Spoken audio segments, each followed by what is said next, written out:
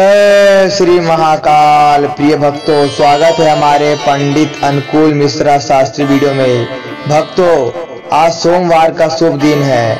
जो भी भक्त महादेव के मंदिर में जाकर एक लोटा जल चढ़ाता है उसकी सारी मनोकामना पूर्ण होती है। लेकिन जो व्यक्ति कोई अनिष्ट कार्य के चक्कर में लोटा जल चढ़ाने नहीं जा पाता है तो वह यह मंत्र का रोजाना एक बार श्रवण कर ले बेड पे लेटे लेटे ही, तो उसकी सारी मनोकामना सारी इच्छा पूरी होने लगेगी और वो दिन पर दिन आगे बढ़ने लगेगा और धन आना शुरू हो जाएगा। मैं जानता हूँ आपकी सबसे बड़ी परेशानी है कि पैसा नहीं है और आपके घर में कलेश हमेशा बने रहता है और कोई कार्य अच्छा से नहीं हो पाता है।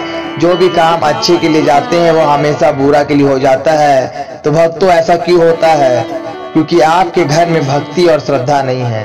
अगर भक्ति और श्रद्धा नहीं है तो मंत्र का भी श्रवण करने से कोई फायदा नहीं है। अगर आप मंत्र को श्रद्धा पूर्वक श्रवण करेंगे तभी आपके घर में लाभ होगा। तो आइए मंत्र को बिना अनदेखा किए श्रवण कर लेते हैं।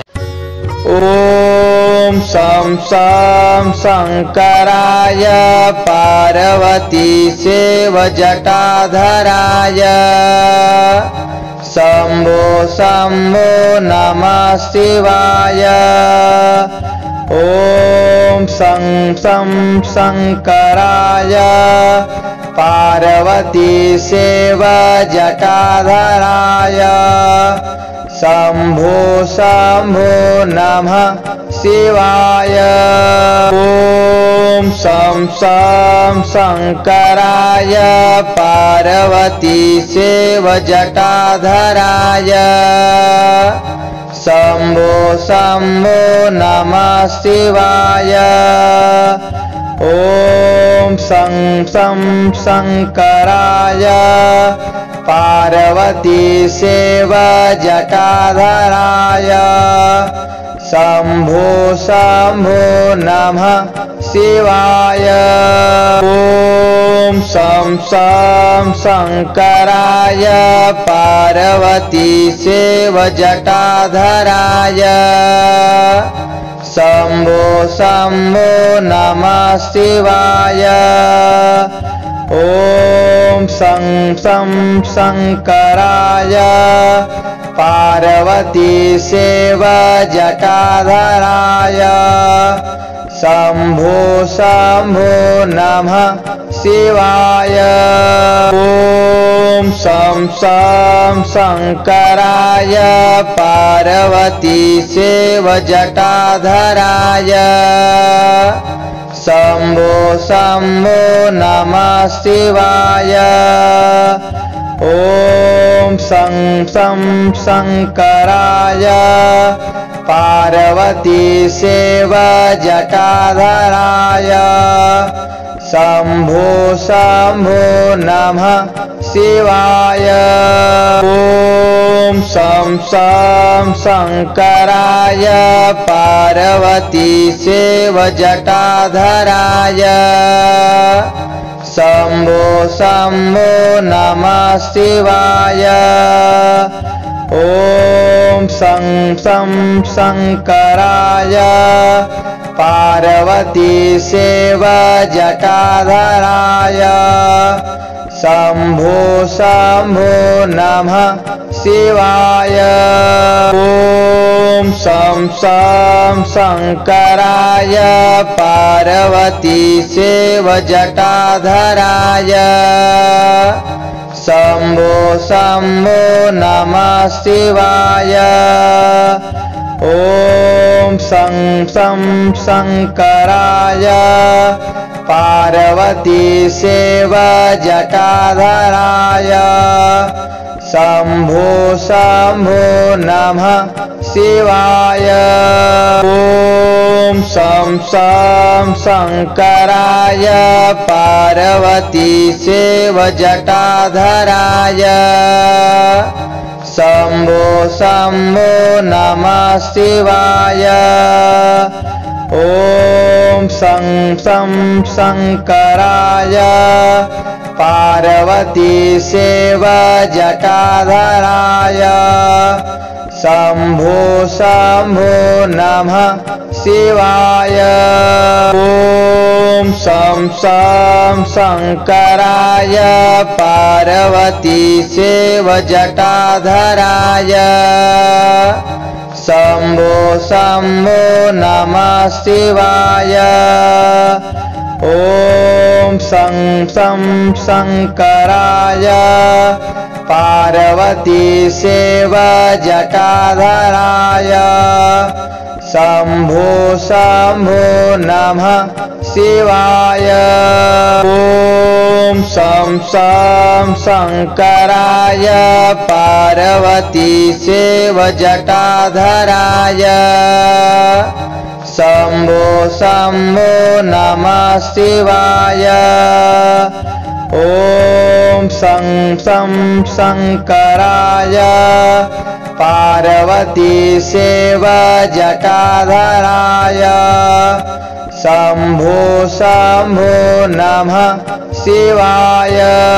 ॐ शं शां शङ्कराय पार्वती शिव जटाधराय। शम्भो शम्भो नमः शिवाय।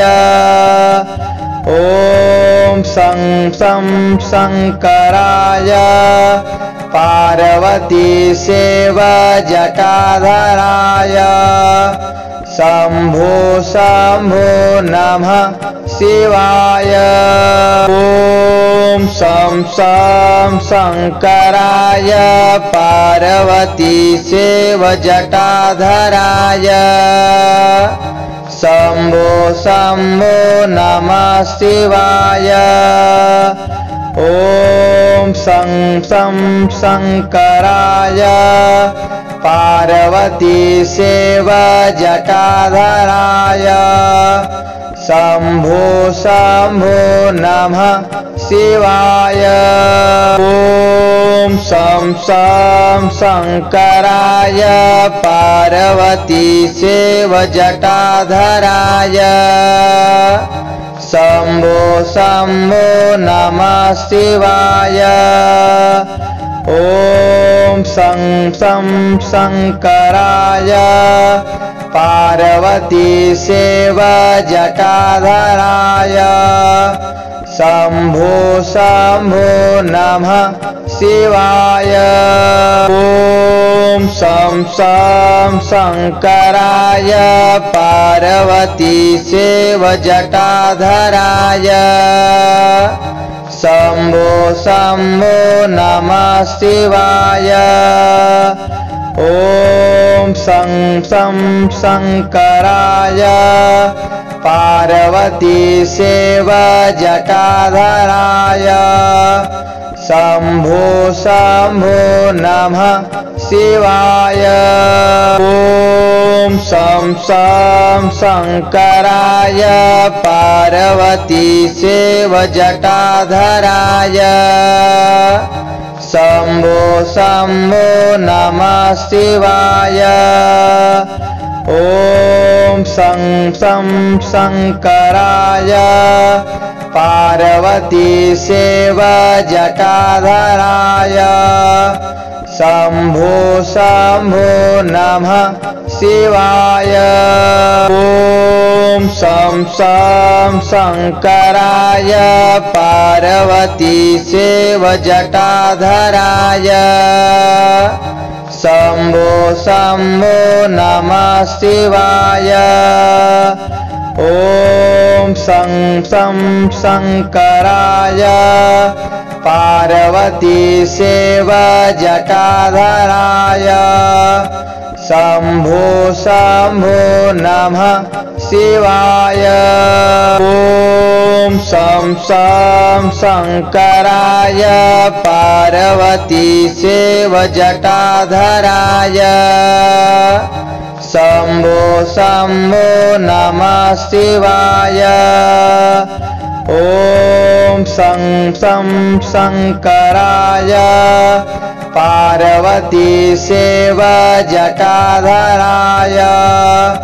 शंभो शंभो नमः शिवाय। ओम शं शं शंकराय पार्वती सेव जटाधराय। शंभो शंभो नमः शिवाय। ओम शं शं शंकराय पार्वती सेव जटाधराय। शंभो शंभो नमः शिवाय। अगर वीडियो अच्छी लगी तो वीडियो को लाइक कमेंट शेयर सब्सक्राइब जरूर कर ले और बेल आइकन दबा दे और हमारे चैनल को सपोर्ट करें।